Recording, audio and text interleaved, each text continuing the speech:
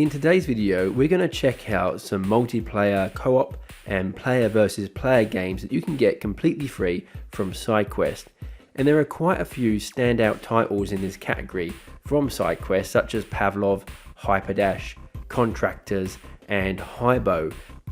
Now these 4 titles that I've just highlighted are fantastic games, and if you haven't checked them out already, they're well worth taking a look. But in this video, I'm going to look at those maybe lesser known titles that are perhaps hidden gems that you might not be aware of. I'll be playing these games with my brother. He'll be wearing the original Oculus Quest and I am wearing the Oculus Quest 2, and we're sharing a space as we play these games. Some of these games do require a shared space and some don't, but I'll let you know which games do and don't as we go through them. Now to start us off, I'll show those multiplayer games that just didn't quite work for us, and the first is MissionX. This is a competitive multiplayer first-person shooter VR game that turns your play area into a shared space. So this is one of those games you can't play online. You need to both be inhabiting the same space in order to play it. So in order to start the game, each of you has to stand on your own spot that's located either end of the play space. And unfortunately our play space just wasn't big enough, which we realised when my brother needed to stand on the coffee table in order to get to his spot and almost got his head caught in a ceiling fan. What is your silly dad doing? What the F? Can we try one more time? Watch the fan! Oh my god!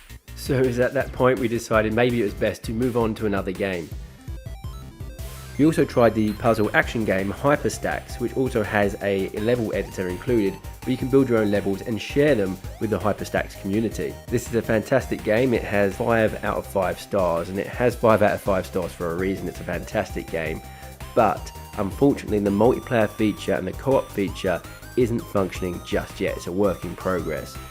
But if you want to learn more about this game, its different features, how to create your own levels, I've done a little review and tutorial on it in the past, so just check the link in the description if you want to check out my video review of this game.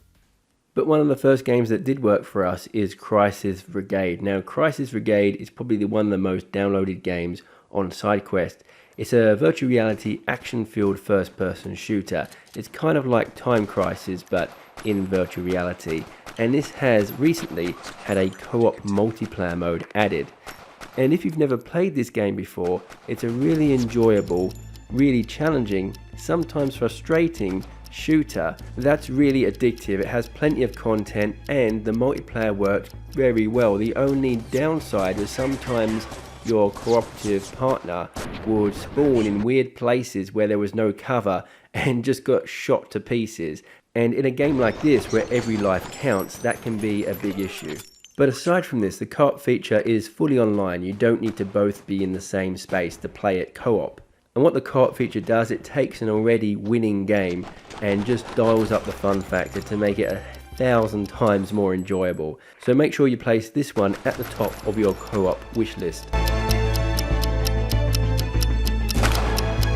Next up we have Cybercade. Now this is a game that's inspired by classic shooters like Area 51 and Time Crisis. So it shares many similar features to Crisis Vrigade. So if you like Crisis Vrigade, chances are you'll like this game.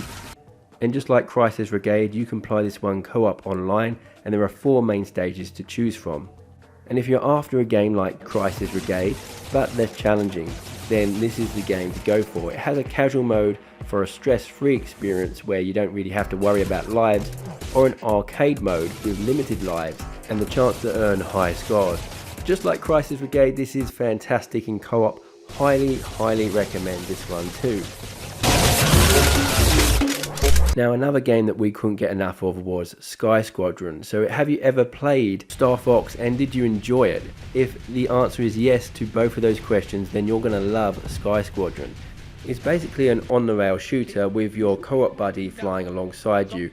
The gameplay is very arcadey, as you might expect. There is also global leaderboards and branching missions with different objectives. We both loved this game. It took us about 20 minutes or so to get through it and left us wanting more at the end. The only downside to it, it was a bit too easy. I don't think we died once throughout the whole playthrough. Oh no, they're on the 6! Ah, phew! Thanks, Keithy. The next game we're going to take a look at is Triton VR. Now this game does require you to be in the same space in order to play it co-op, but there will be an online multiplayer function for this game coming soon. You can choose to have arena scale movement or thumbstick movement depending on the size of your play space. You can also choose your weapon loadout. There are a few weapons to choose from and a couple of game modes. There's a zombie horde mode. There's also a player versus player mode with different size arenas. That also worked really well too. Ducking and weaving behind cover, trying to be as strategic as possible to take out your opponent. You just got to make sure that whoever you're playing with isn't a cheap and dirty player, as you spawn back at the same location each time, so it's very easy to spawn camp and just easily take them out each time they spawn.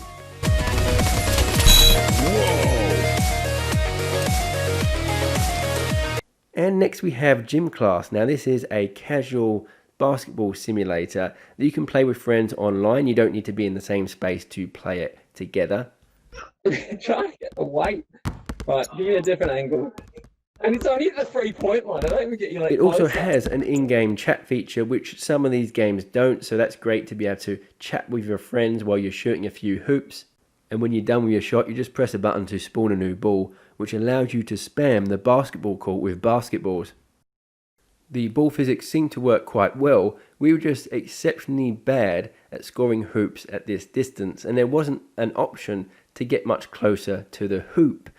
You can only switch to a few predetermined positions, but it'd be nice to have a locomotion option that allow you to go anywhere on the court, which would be great for noobs like us that needed to be a lot closer in order to actually score a few more points. The game also had music you could turn on and off, and allowed 4 players to play at once. Oh! Yes!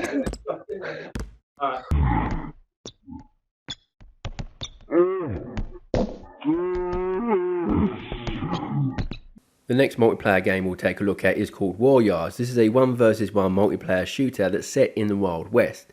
Now in this footage you see me playing against the developer, Rob. I have the full video in the description below where I play against the developer and ask him a few questions about the game and the future of the game. So just check the link in the description below if you want to see the full video.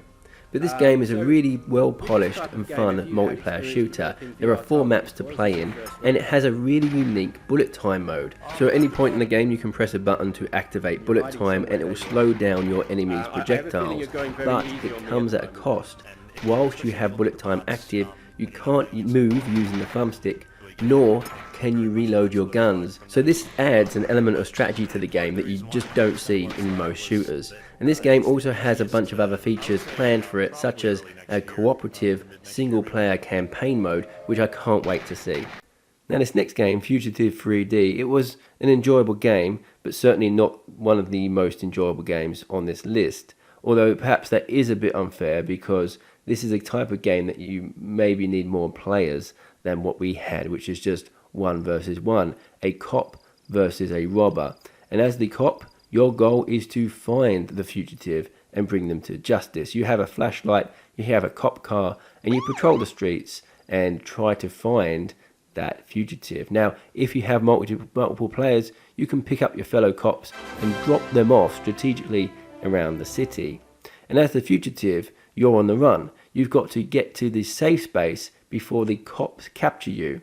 And if the cops see you and capture you, then game over. There is also an in-game chat feature, and like I say, it was fun playing it 1 versus 1, but I can imagine having a larger group of people to play with, say 10, where 4 are cops, 6 are fugitives.